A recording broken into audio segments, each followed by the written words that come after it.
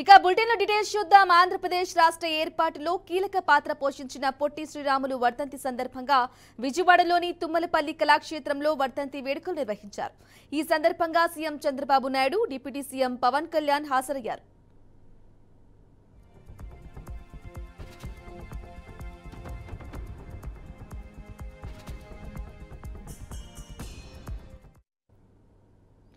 ఇక ఈ క్రమంలో పొట్టి శ్రీరాములు విగ్రహానికి నివాళులు అర్పించిన అనంతరం సీఎం చంద్రబాబు నాయుడు మాట్లాడుతూ తెలుగు జాతి కోసం ఆలోచించి రాష్ట్రాన్ని సాధించిన వ్యక్తి పొట్టి శ్రీరాములు అని కొనియాడారు.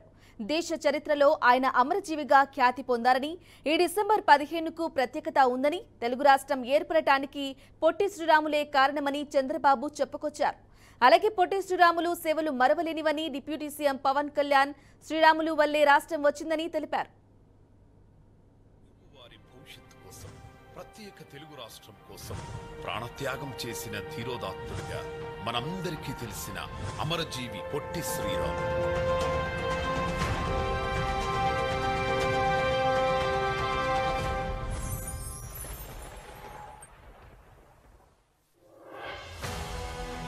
జాతీయోద్యమంలో చురుగ్గా పాల్గొని మహాత్ముని అనుచరునిగా గాంధీజీని ఇంతగా ఆకర్షించిన ఆ వ్యక్తి ఒక తెలుగువారు.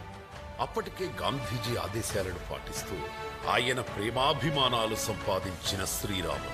ఆ సందర్భంలో శ్రీరాములు గారి పట్టుదల, సంకల్పం గురించి తెలుసుకుని గాంధీజీ అన్న మాటలివి. అతనిలాంటి పట్టుదల, కార్యదక్షత కలిగిన వారు పట్టుమని 10 మంది ఉంటే భారతదేశానికి స్వాతంత్ర్యం 1 సంవత్సరంలోనే వచ్చేది.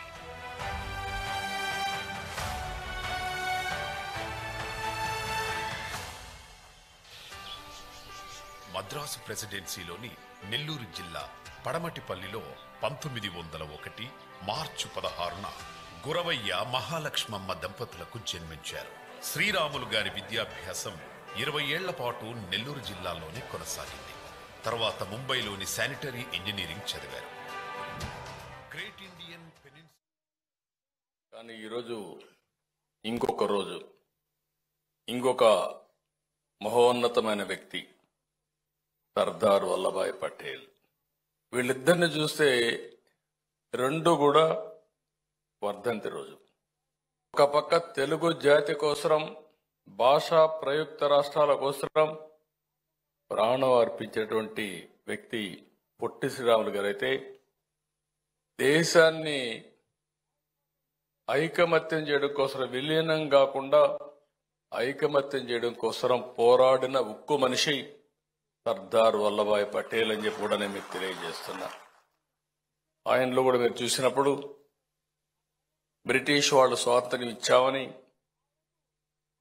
దేశం విడిపోయే పరిస్థితి వస్తే ఒక పక్క పాకిస్తాన్, బంగ్లాదేశ్ ఇవన్నీ వచ్చి, ఇంకో పక్క చూస్తే మన దేశంలో కూడా మేము స్వతంత్ర దేశాలుగా ఉంటామని హైదరాబాద్ రాష్ట్రం కూడా ఆ రోజు స్వతంత్ర దేశంగా ఉంటామంటే, కాదు భారతదేశం ఒకటేనని చెప్పి ఎన్నా ఎనకపోయినా మీరు ఉండాలని చెప్పిన ఏకైక వ్యక్తి సర్దార్ వల్లభాయ్ పటేల్.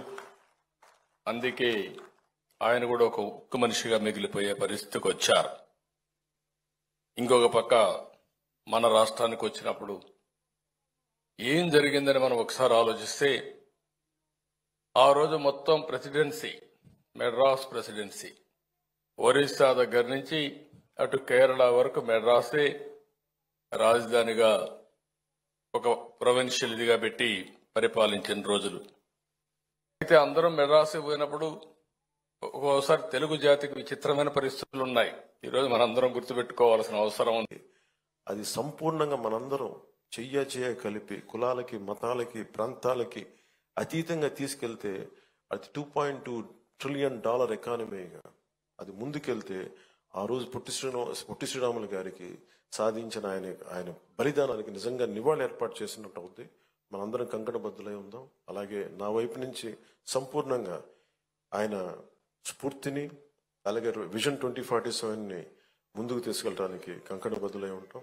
ముందుగా కమిటెడ్గా ఉంటాం తెలియజేసుకుంటూ, మరోమారు పొట్టి శ్రీరాములు గారికి ఆయన ఆత్మార్పణ దినానికి నేను జోహార్లు అర్పిస్తూ సెలవు తీసుకున్నాను. జై హింద్.